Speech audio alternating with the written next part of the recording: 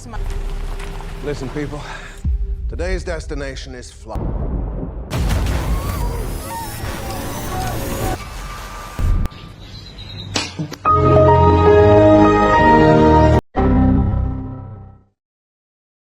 Assalamualaikum warahmatullahi wabarakatuh. Bagaimana kabar penonton semua? Semoga kalian para penonton setia Rekap Film sehat selalu serta selalu dalam kebaikan. Amin. Hari ini Kang Rekap akan menceritakan film berjudul The Bayou. Film ini rilis pada tahun 2025, yang mana film ini menceritakan tentang 4 remaja yang sedang berencana liburan ke sebuah pulau terpencil di Louisiana. Namun perjalanan mereka berubah menjadi mimpi buruk ketika pesawat yang mereka tumpangi mengalami kecelakaan. Gimana alur cerita selanjutnya? Langsung saja kita putar filmnya. Let's check it out. Alkisah dimulai di pedalaman hutan Louisiana. Di sana terlihat sebuah pabrik ilegal yang memproduksi zat berbahaya. Pada saat yang sama, pihak kepolisian melakukan penggerbekan besar-besaran.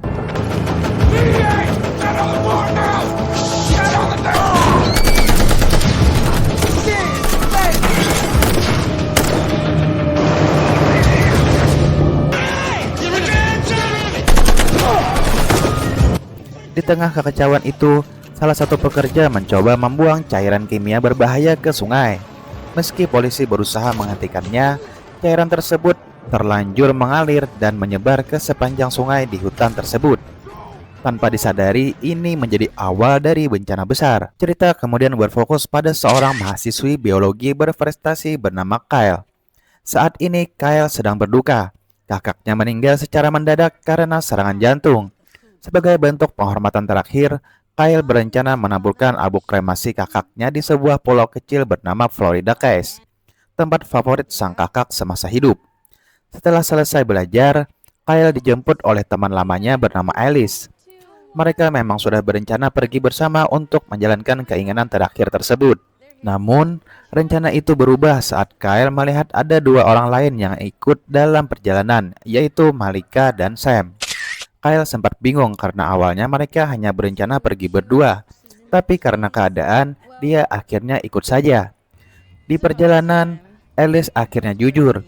Ternyata mobilnya sudah dijual oleh ibunya yang memiliki masalah judi. Karena itu, dia mengajak Malika dan Sam agar mereka tetap punya kendaraan untuk melanjutkan perjalanan.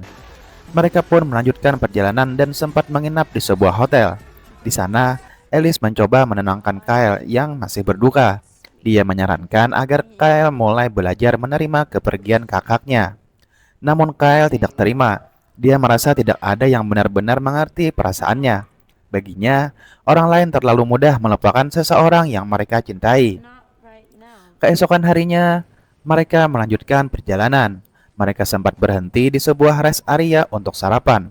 Saat itu, Kyle melihat koran yang memuat berita tentang serangan buaya yang belakangan sering terjadi di daerah tersebut.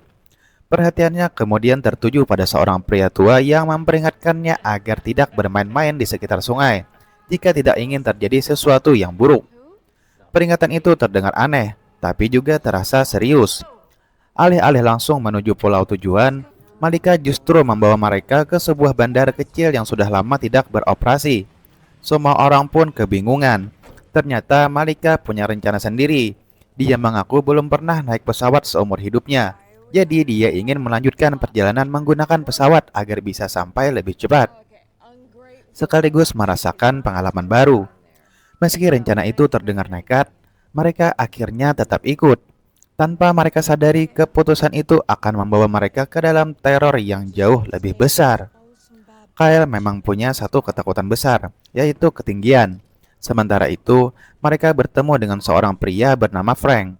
Dia adalah pemilik bandara kecil tersebut, seorang pemabuk yang terlihat kurang meyakinkan. Dari sikapnya saja, mereka sebenarnya ragu apakah Frank bisa dipercaya atau hanya sekedar menipu para turis. Namun karena Malika sudah terlanjur membeli tiket dengan harga murah dan ada penumpang lain yang ikut, mereka akhirnya memberanikan diri untuk naik pesawat itu. Tak lama kemudian, pesawat pun lepas landas. Di dalam pesawat, suasana terasa tidak nyaman. Salah satu penumpang terlihat santai menelpon, padahal itu jelas dilarang saat penerbangan. Selain membahayakan, kondisi pesawat juga sudah tidak nyaman, sempit, panas, dan penuh. Beberapa penumpang mencoba menegurnya, tapi pria itu tetap keras kepala, hingga akhirnya seseorang yang sudah kesal mencoba menghentikannya secara paksa. Namun, tak lama setelah itu sesuatu yang buruk benar-benar terjadi. There's a problem with that too. You good? You want me to get out of here? You hear me? What's the problem? Just hold on, Alex. We're not getting you. This plane's going down. Alright! Okay, you got that?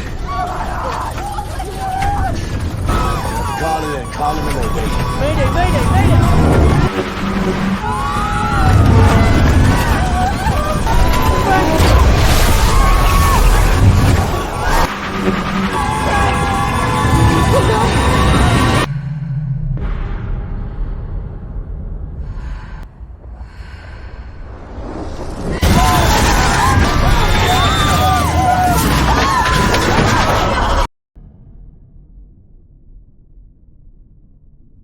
Mereka kini terdampar di sebuah sungai dengan kondisi pesawat yang sudah hancur.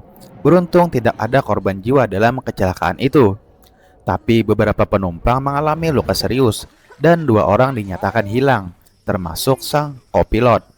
Sambil berharap bantuan datang, mereka berusaha saling menolong dan mengobati luka masing-masing. Ellis yang melihat Frank panik mencari kopilotnya mencoba menenangkan keadaan.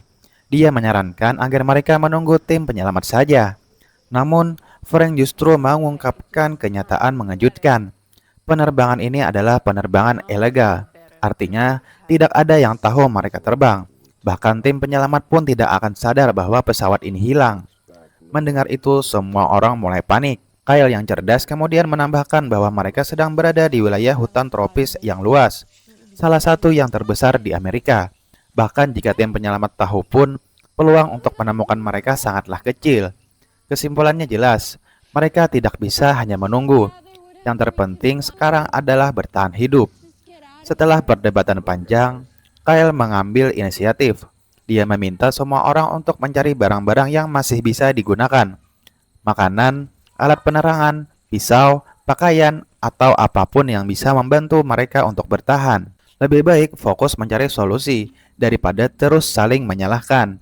Saat semua orang sibuk mencari barang, Ellis melihat sesuatu yang mencurigakan di balik semak-semak dekat lokasi jatuhnya pesawat. Karena penasaran, dia mendekat dan di sanalah dia menemukan sarang buaya. Di dalamnya terdapat beberapa telur berukuran besar. Tak lama kemudian, kopilot yang sebelumnya hilang tiba-tiba muncul di sungai, berteriak meminta tolong. Melihat itu, Frank langsung terjun ke air. Kyle dan Sam juga ikut membantu. Namun apa yang terjadi selanjutnya benar-benar di luar dugaan. Dalam sekejap seekor buaya besar muncul dari dalam air dan langsung menyeret sang co-pilot ke bawah. Semuanya terjadi begitu cepat. Tak ada yang bisa menolong. Semua orang hanya bisa terdiam menyaksikan kejadian mengerikan itu. Kyle segera menyadari bahaya yang mereka hadapi. Dia langsung meminta semua orang untuk menjauh dari sungai. Karena sekarang sudah jelas mereka berada di wilayah yang dikuasai oleh predator mematikan. Namun, Malika yang iri hati pun malah menyangka jika Kyle hanya ingin dianggap pemimpin oleh yang lain. Ketika tengah malam, saat semua orang sudah tertidur pulas, salah seorang pria terbangun karena sudah tak kuat ingin buang air kecil. Ketika sedang dalam posisi enak-enaknya, tiba-tiba HP-nya berdering pertanda ada panggilan masuk. Sehingga si pria yang sedari tadi tak bisa melakukan panggilan karena tidak ada sinyal pun buru-buru mengambil HP dari dalam sakunya. Tetapi inilah yang terjadi.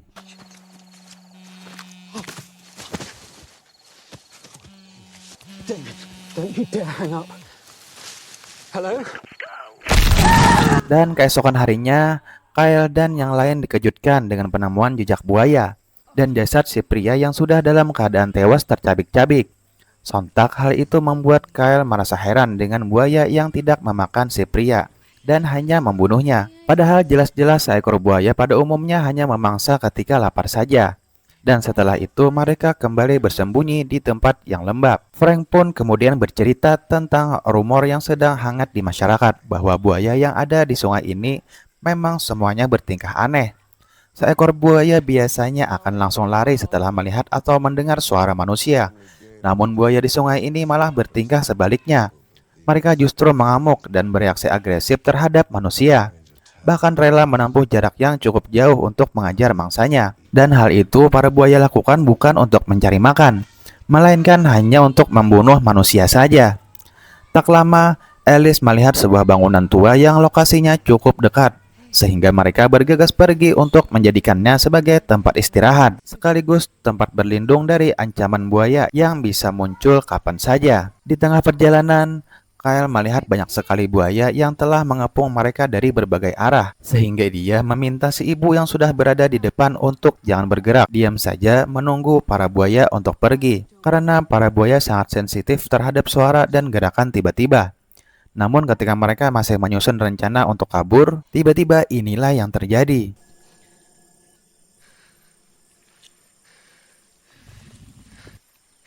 We're gonna run together, okay? Tight. We're threatening as a unit.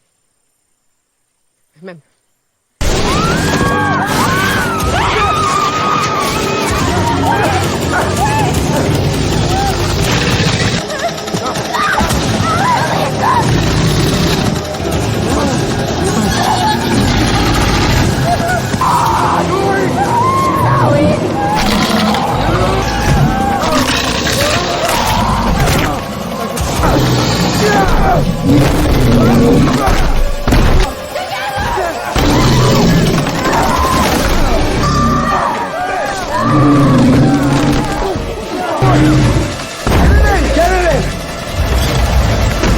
Bukannya ikut membantu Kyle dan yang lain menahan pintu agar si buaya tidak bisa masuk, Malika malah pergi dan mencari jalan keluar lain sembari mendobrak-dobrak pintunya. Sehingga dari sini bisa disimpulkan bahwa si Malika adalah seorang yang egois yang hanya mementingkan dirinya sendiri. Hingga malam tiba, para buaya masih tak mau pergi dan tetap menunggu mereka di luar gubuk. Kyle yang khawatir dengan keselamatan semua orang pun meminta mereka untuk bergantian tidur dan berjaga. Saat larut malam, Kyle membantu salah satu teman yang bernama kita sebut saja Yuli, yang kakinya terluka akibat sempat tergigit salah satu buaya, di mana kondisinya terlihat sangat memprihatinkan akibat terlalu banyak mengeluarkan darah. Namun karena mereka tidak memiliki obat-obatan, Kyle hanya bisa menahan pendarahan dengan kain seadanya. Selesai mengobatinya dan membiarkannya istirahat, Kyle dihampiri oleh Sam sambil menunjukkan peta yang ditemukannya dari dalam laci. Dari penuturannya, peta tersebut menunjukkan keberadaan mereka saat ini. Dan jika sesuai dengan apa yang ada di dalam peta, sekitar 3 mil lagi dari sini terdapat bangunan terbengkalai yang cukup besar, sehingga mereka berencana pergi ke sana. Siapa tahu ada seseorang yang bisa membantu atau setidaknya ada telepon yang masih bisa digunakan. Tak terima dengan keputusan tersebut, Malika kembali berulah. Dia mulai memprovokasi semua orang untuk tetap tinggal daripada harus berjalan sejauh 3 mil hanya demi mencari sebuah bangunan yang bahkan belum tentu benar adanya di peta. Padahal alasan sebenarnya sederhana. Malika sudah kelelahan dan tidak sanggup melanjutkan perjalanan. Sikapnya itu mulai membuat semua orang kesal. Bukan hanya Kyle, para korban yang selamat pun juga mulai muak dengan kelakuan Malika. Akhirnya, Frank pun angkat bicara. Dia mendukung keputusan Kyle untuk tetap melanjutkan perjalanan. Semua orang setuju untuk pergi dan mulai bersiap-siap. Sebelum berangkat, Kyle yang sedikit memahami perilaku buaya memberikan arahan penting. Dia menjelaskan apa yang harus dilakukan jika sewaktu-waktu buaya menyerang. Setelah berkemas dan membawa senjata seadanya, mereka pun mulai berjalan menuju bangunan yang ada di peta. Di tengah perjalanan, Yuli mulai mengeluhkan lukanya yang semakin parah. Dia meminta suaminya untuk berhenti sejenak. Namun lagi-lagi si Malika membuat suasana semakin buruk. Dia menyarankan agar Yuli dan suaminya ditinggalkan saja karena dianggap hanya akan menjadi beban. Kali ini tak ada satupun yang menggubris perkataannya. Saat beristirahat, Sam kembali membuka peta untuk memastikan posisi mereka. Dia menyadari bahwa untuk mencapai bangunan itu mereka harus melewati sungai yang ada di depan karena tidak ada jalan lain. Mereka memutuskan untuk membuat rakit. Sebagian orang tetap di tepi sungai mencari tali atau bahan untuk mengikat kayu. Sementara itu, Alice, Frank, dan Sam masuk ke hutan untuk mencari balok kayu tambahan. Saat sedang mencari, Alice tanpa sengaja menemukan seekor buaya yang bersembunyi di balik semak-semak. Tanpa ragu, dia menusuk buaya itu dengan kayu runcing yang dibawanya. Lalu segera kembali memberitahu yang lain bahwa mereka harus segera pergi. Quickly. Come on, hurry.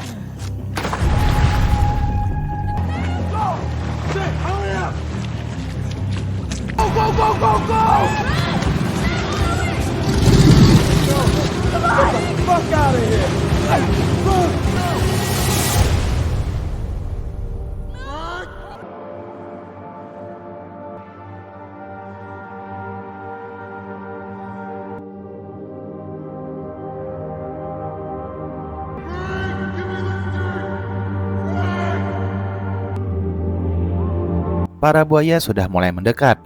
Dan di saat genting itu, Yuli yang sudah tidak kuat lagi mengambil keputusan besar. Dia memilih mengorbankan dirinya demi menyelamatkan suaminya dan yang lain. Dengan berat hati, mereka akhirnya melanjutkan perjalanan menyusuri sungai menggunakan rakit. Setelah cukup jauh, akhirnya mereka menemukan bangunan yang dimaksud di dalam peta. Namun ada satu fakta yang mengejutkan. Bangunan itu ternyata adalah pabrik pembuatan zat terlarang yang sebelumnya sempat terlihat di awal cerita. Karena area bangunan yang cukup luas, mereka memutuskan untuk berpencar. Kyle dan Sam memeriksa lantai bawah, sementara yang lain naik ke lantai 2 untuk mencari kemungkinan adanya orang yang bisa membantu. Beberapa saat kemudian, Kyle menemukan ruangan tempat zat berbahaya itu diproduksi. Di sana terlihat tong-tong berisi limbah ungu yang sudah bocor dan menyebar ke mana-mana. Kyle langsung menyadari sesuatu. Limbah inilah yang kemungkinan besar telah mencemari lingkungan dan membuat buaya-buaya di sana menjadi sangat agresif. Tiba-tiba muncul seorang pemuda dalam kondisi terluka parah. Kyle segera mencoba menolongnya dan bertanya apa yang sebenarnya terjadi. Namun sayangnya pemuda itu meninggal sebelum sempat memberi penjelasan. Sementara itu di lantai atas, Frank dan yang lainnya masih sibuk mencari alat komunikasi seperti radio atau telepon. Di tengah pencarian, Malika kembali menunjukkan sifat aslinya. Dia mencoba membujuk Frank untuk meninggalkan yang lain dan kabur berdua. Namun kali ini Frank sudah benar-benar muak. Dalam emosi, dia mendorong Malika hingga terjatuh dari tangga. Tapi keadaan malah semakin kacau. Seekor buaya tiba-tiba muncul dan langsung menyerang Frank. Di sisi lain, Malika yang masih hidup berteriak minta tolong sekuat tenaga. Teriakan itu terdengar oleh Kyle dan yang lainnya. Mereka pun segera berlari naik untuk menolongnya. Tidak ingin ada korban lagi, Kyle segera mengajak semua orang untuk meninggalkan tempat itu dan keluar lewat pintu belakang. Di ujung ruangan, mereka menemukan sebuah telepon yang masih bisa digunakan. Tanpa membuang waktu, mereka langsung mencoba menghubungi bantuan. Namun masalah baru kembali muncul. Jalur menuju keluar ternyata dipenuhi oleh lumpur, tempat persembunyian para buaya. Dengan sangat hati-hati, satu persatu mereka mulai melewati area tersebut. Mereka bergerak perlahan, berusaha tidak membuat suara agar tidak membangunkan buaya yang sedang diam. Beberapa orang berhasil lewat dengan selamat. Namun saat giliran Sam, dia terpeleset dan tanpa sengaja menginjak salah satu telur buaya. Situasi langsung berubah tegang.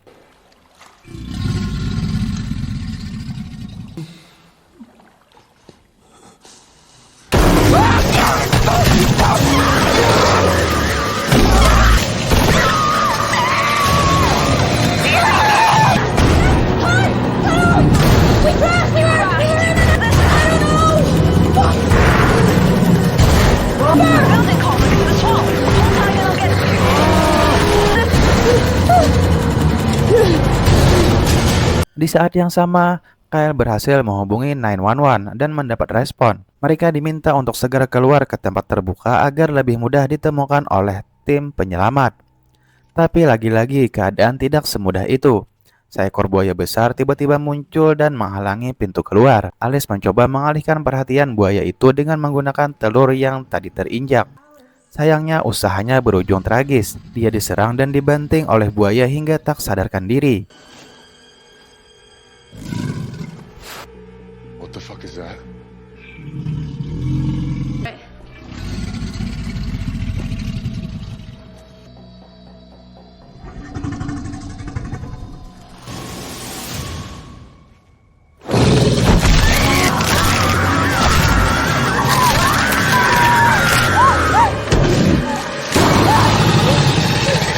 Laki-laki yang mencoba membantunya juga ikut menjadi korban dan tak berdaya. Melihat itu, Kyle segera bertindak. Dia menembak untuk mengalihkan perhatian buaya. Saat situasi semakin genting, Kyle melihat sesuatu di sekitarnya. Cairan kimia yang mudah terbakar. Dengan cepat, dia memanfaatkan itu untuk menghadapi buaya dan membuka jalan keluar.